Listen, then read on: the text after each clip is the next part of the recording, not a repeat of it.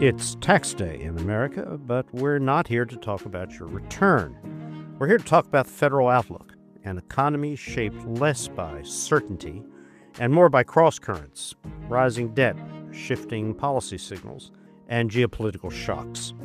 What does it all add up to, and how stable is the system we're relying on? Welcome to Baker Briefing, where we make the news make sense. I'm David Satterfield.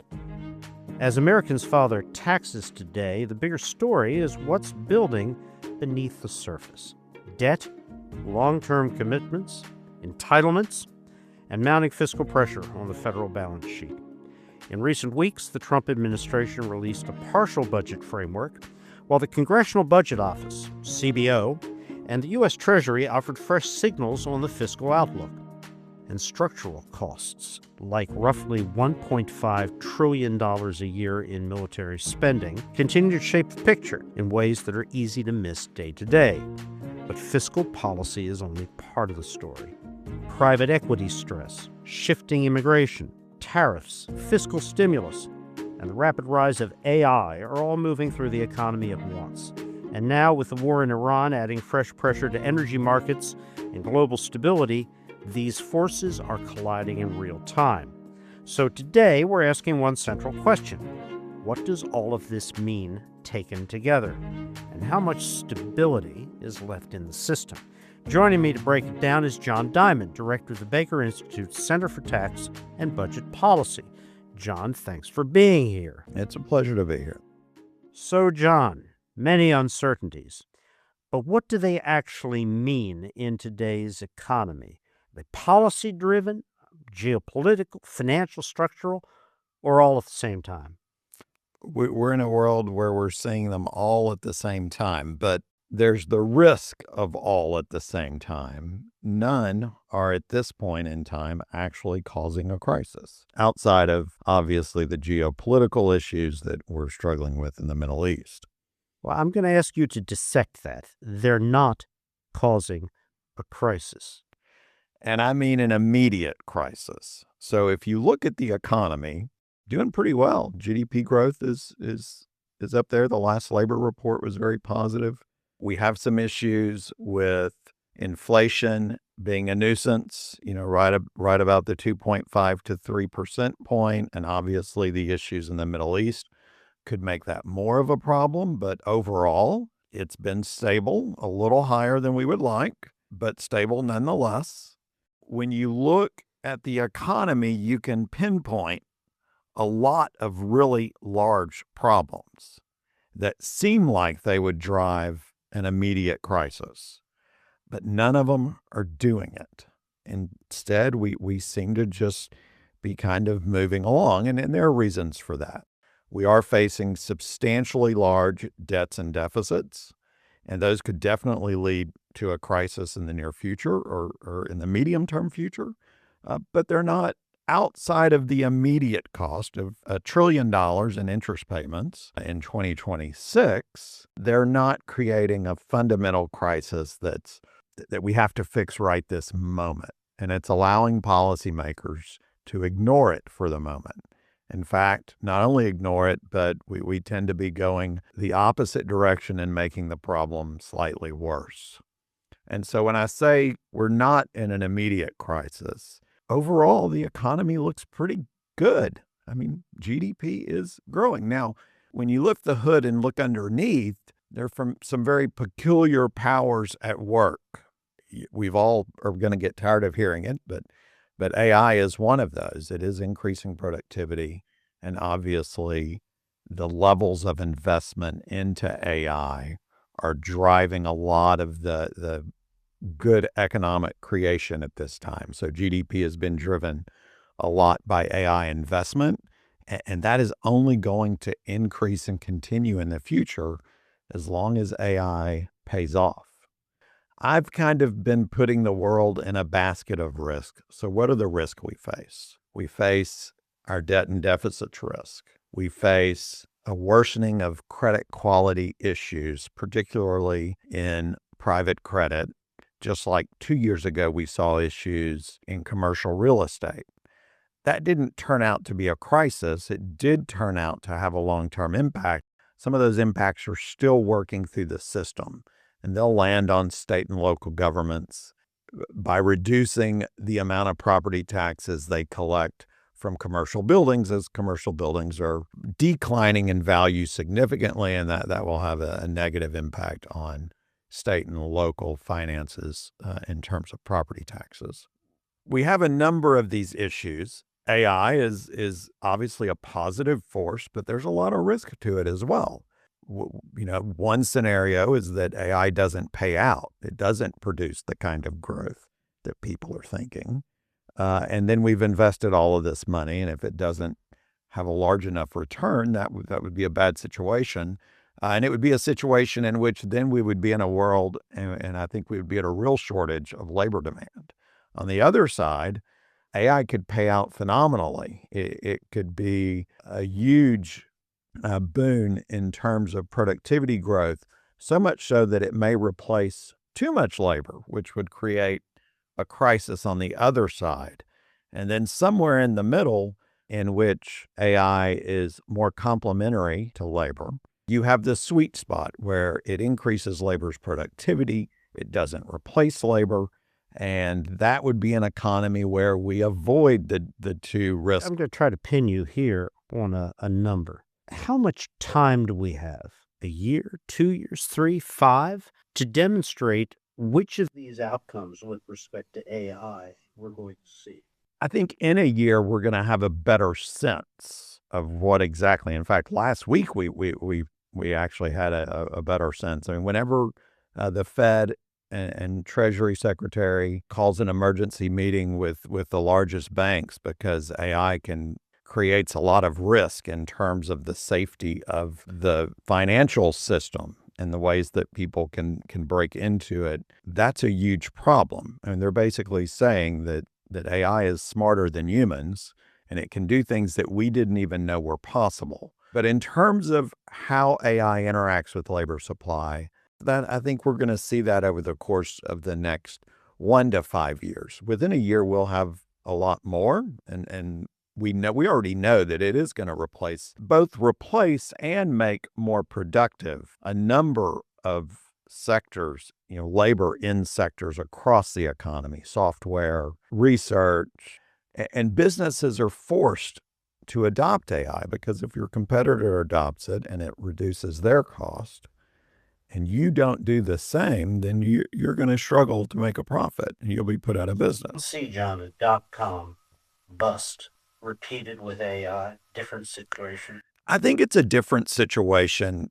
There could definitely be pockets of similarities. So could we overinvest in certain AI capabilities that end up being bad investments? 100%. Could the total $700 billion that the hyperscalers are talking about investing between now and 29 all be for naught? No, that's not reasonable.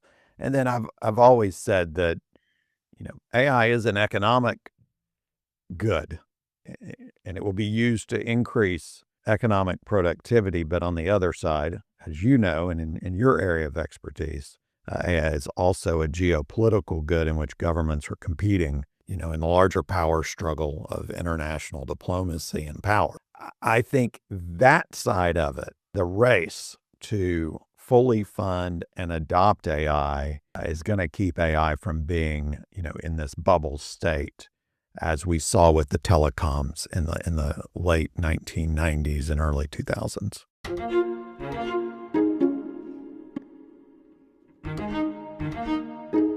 Let's move on to take a look at the budget, the debt service, and entitlements. As you break all of those separate issues down in terms of a composite risk, where do we come out over the near term? So near term, we don't face too big of a risk. We do face pain. Again, we're paying $1 trillion a year in interest. That's more than we spend on defense. It's more than we spend on Medicare. It's almost as much as we spend on Social Security. So when you think about just the sheer amount of money that we're paying just to interest and getting nothing in return for, obviously, if that trillion was being spent on programs similar to defense, Medicare, and Social Security, the American citizens would be seeing a benefit. But the interest cost, you get zero benefit. And so basically 15% of your budget is going to something that no one wants and does no one any good. In terms of the debt, since 2007, we've seen the debt increase from 35% of GDP to 70% roughly around the 2012 period after the financial crisis, and then up to 100% this year following COVID and everything that's gone along with that. And those are that's debt held by the public. The larger debt number, which includes debt the government owes itself, would be 122% of GDP. So larger. Really high numbers. Thinking back 20 and 30 years, when basket case countries around the world topped 115, 120% of GDP debt, we started to get worried about them. Correct. And we should be worried now, especially given that when you look forward, when you project forward what our current policies are in the U.S. and our current demographic projections, these numbers don't improve. In fact, they only get worse going forward. So the $38 trillion, $38.9 trillion in debt we've accumulated up to today is only going to grow larger. It's going to grow larger by about $2 trillion this year alone, and pretty much every year after this year if the projections hold true. And they almost certainly will hold true because all of those projections are based on an economy that's in full employment, i.e. they don't even account for the fact that we could hit a recession or a credit crisis or something else that slows the economy down from its current growth rate of around 2% real, maybe 4% nominal, unemployment at 4.2%, interest rates, although high relative to the last decade, still low relative to historical comparisons. What percent of federal budget is non-discretionary, which is to say entitlements? Well over half. You can change entitlements, but you don't vote on them every year. They're guaranteed unless Congress does act, and Congress will have to act in the next decade, as we know that the trust funds for the two entitlements are scheduled to be exhausted. But that gets into that demographic issue. The cost of providing goods to an aging population is increasing, and it's very large. And so we are going to spend tremendous amount of money on that going forward. And that's why any credible debt plan has to first deal with this issue of entitlements. Which means, as a practical matter, unless you are just going to kick the can further down the road for even greater debt accumulation, you're going to have a bipartisan commission set up, as has occurred in the now distant, almost 40 years plus past, to deal with those Social Security and Medicare programs, and to try to contemplate a genuinely bipartisan commission with the backing of leaders in the Congress and the White House. That's not an easy thing. We haven't had many of those that have been successful or even remotely successful, but we're definitely in need of one now. We definitely face some major issues around the debt, but this gets back to your initial question of, is it an immediate crisis? So we owe all this debt, and so what happens is the Treasury is constantly rolling the debt over. They're selling new debt to pay off the old debt, and that market looks relatively stable right now. There's enough demand. Normally, we have twice as much demand, or twice as much or more demand for the bonds we're trying to roll over than what we need. And so at this point in time, demand is strong, and all of the risk is basically on the interest rate risk exposure side, which is we also have to roll over about 33% of our debt this year. So 33% of 31 trillion has to be rolled over. So around $10 trillion has to be rolled over this year. And those probably carry interest rates around right around on average 2.5%, they're going to have to be rolled over in a market where interest rates are, depending on what year, between 3 and 4.5. How does the cost of the war, defense spending now, and the administration's proposed a dramatic $500 billion increase in defense budget, how does that play into the numbers? It's a real problem for the numbers. So we've already pointed out that there's a very large share in mandatory programs. And in fact, that share has been increasing, and it's been reducing the share in discretionary programs. And so if you look at the government spending, mandatory increases, discretionary decreases. Now we're looking at this very large increase in defense spending, which is going to put even more pressure on other discretionary programs. It's also going to put additional pressure on reforming mandatory expenditures, as it just puts a greater pressure on the overall debt. So if you just increase defense spending by $500 billion, then we're projected to run a $1.9 trillion deficit in 2026. That would increase it to $2.4 trillion. That's a 25% increase. That's extremely significant when you're already dealing with major debt problems, and it's a problem that could turn into a crisis at any time. You never really know when these things are going, when the system's going to break. Okay, speaking of the known unknowns in terms of crisis here, private credit, private equity markets, what's the risk here? There's a substantial risk, but it's fairly localized, or it's small. So it's not a systematic risk. It's more entailed within the system.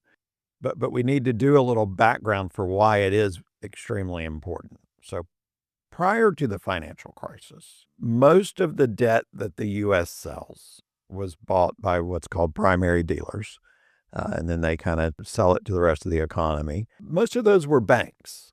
But after the financial crisis, it became very expensive and hard for banks to hold that much debt on their balance sheets. And so we've had this increase in debt being sold to hedge funds and private equity firms. They are now the primary dealers. They now buy a huge share of U.S. debt, to the extent that private credit runs into problems, which there are definitely major problems within private credit because they have a lot of investments. The investments normally need to stay inside of the credit mechanism for, a period of 7 to 10 years. Yet there's also a lot of people that are wanting to take their money out, and there's not many people wanting to put their money in. A lot of the goods or businesses that they have financed are suddenly not looking like they're going to be as profitable as they were 3, 4, 5 years ago. Again, a lot of that is software type entities that are being squeezed by the prevalence of AI. And so there is this private credit market. It is a big problem. It's not a systematically big problem. It's not the financial crisis over again. It's not there.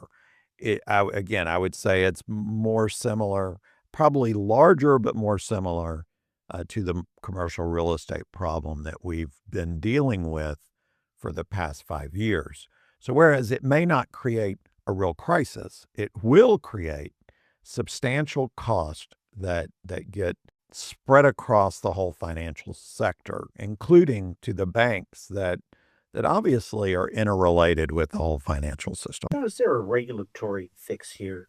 Something that needs to be looked at, undone, redone in terms of regulation to deal with this new potential risk, private credit? There probably is the need for maybe a little more regulation, but I don't think that, sometimes that can break the mechanics of the system just as much as it fixes it. And I don't know what could really be done there. I do think we should avoid policies such as the latest one from the administration, which would be opening 401ks. to invest in private credit. I get that they want to democratize this tool that has been open to the wealthy. But again, these are investments where you need to park your money for a significant period of time because they're not real liquid. And so I think including that in the structure of 401k accounts could actually be very dangerous.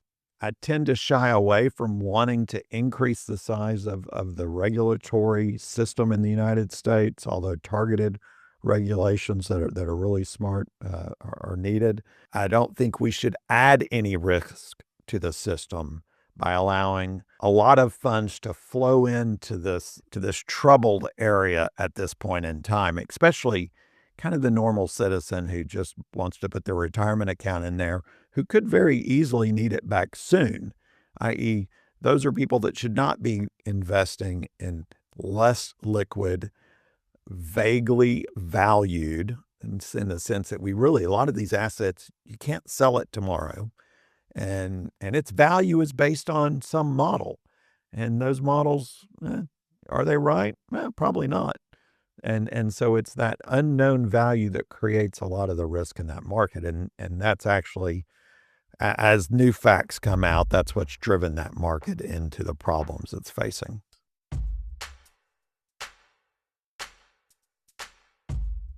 Now let's turn to the vexed issue of tariffs. If we look at the picture today, let's not roll the clock back to last April and Liberation Day. Situation today, where we are still under our 150-day authority clock on the 1974 Act's 122 authority. They gave President the ability to impose the 10%. He could have gone to 15, but has never done it. 10% blanket tariffs.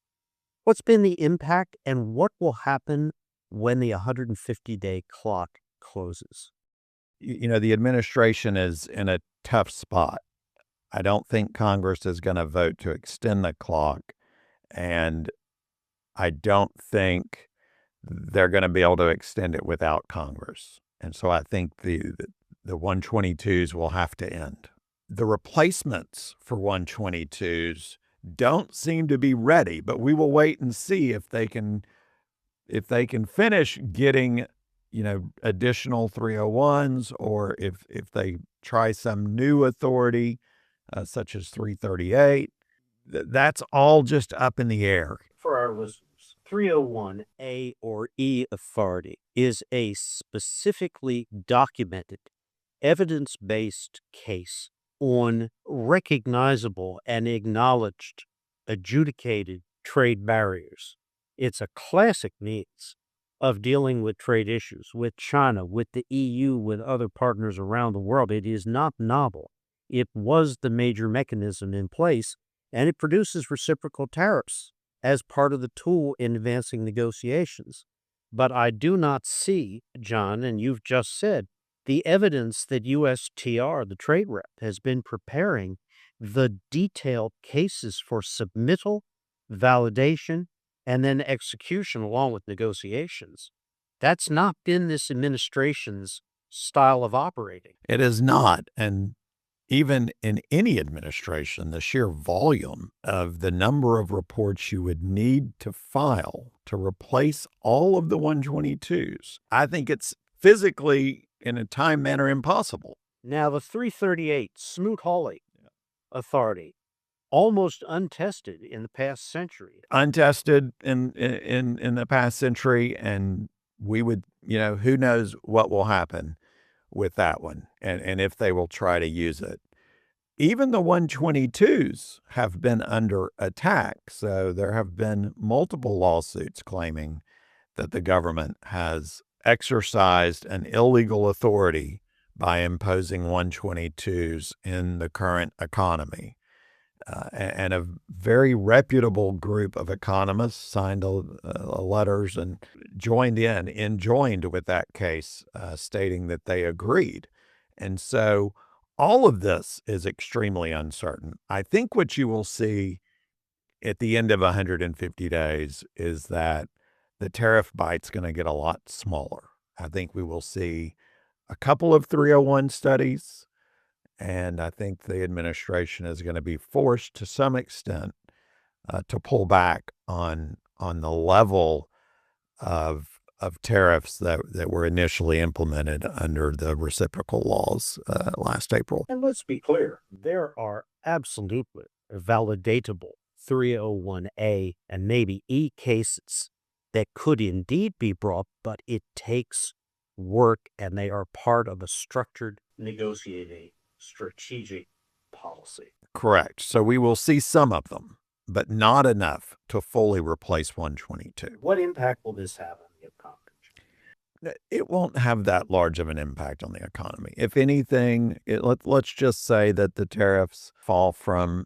a 16% average tariff rate down to 10. I guess we're around 10 now. So let's say 10 to 5. That's a relatively small impact. I mean, you're maybe looking at 1/10 of a point of GDP growth.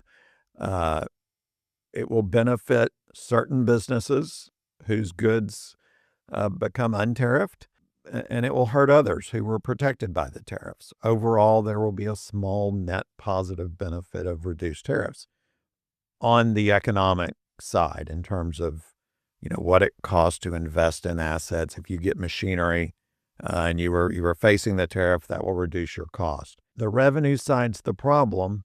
That's going to reduce our tariff revenues by $40, $50, $60 billion.